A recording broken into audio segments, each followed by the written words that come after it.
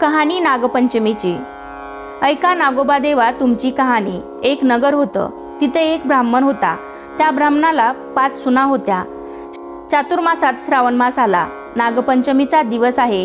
कोणी आपल्या आजोळी, कोणी पंजोळी, कोणी माहेरी, अशा सर्व सुना निघून गेल्या। सर्वात धाकटी सून होती, तिच्या माहेरचं कोणीच नव्हतं। तेव्हा ती जरा खिन्न झाली व मनात म्हणाली, माझा सर्व संबंधी नागोबा देव आहे, असं समजून नागोबा देव मला माहेरून न्यायला येईल असं म्हणू लागली। शेष भगवानास तिची करुणा आली। त्यानं ब्राह्मणाचा वेश घेतला व त्या मुलीला नेण्याकरता आला। ब्राह्मण विचारात पडला, हा इतके दिवस कुठं लपून राहिला व आताच कुठून आला। पुढं त्यानं मुलीला विचारलं, तिनंही हाच माझा मामा असं सांगितलं।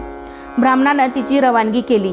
त्या वेशधारी मामानं वारुळात नेलं, खरी हकीकत तिला सांगितली आणि फणीवर बसवून आपल्या बायका मुलांना ताकीद दिली की हिला कोणीही चावू नका।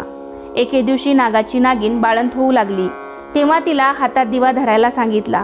पुढं ती व्याली, तिची पिलं वळवळ करू लागली। ही मुलगी भिवून गेली, हातातला दिवा खाली पडला, पोरांची शपथ भाजली। नागिन रागावली, सर्व हकीकत नवऱ्याला सांगितली। तो म्हणाला, तिला लवकरच तिच्या सासरी पोचू। पुढं ती आनंदानं वागू लागली। एके दिवशी त्या मुलीला अपार संपत्ती दिली। आपण मनुष्य देह धारण करून तिला तिच्या सासरी पोचती केली। नागांची पोरं मोठी झाली, आपल्या आईपाशी चौकशी करू लागली, आमची शपथ कशानं तुटली। तिनं त्या मुलीची गोष्ट सांगितली। त्यांना फार राग आला, हिचा सूड घ्यावा म्हणून ते तिच्याकडे गेली। पण त्या मुलीने पाटावर व भिंतीवर नागाची चित्र काढली, त्यांची पूजा केली। जवळ नागासाठी लाह्या, दूध वगैरे ठेवलं, उकडीचा नैवेद्य दाखवला। हा सर्व प्रकार नागाची पिल्लं पाहत होती।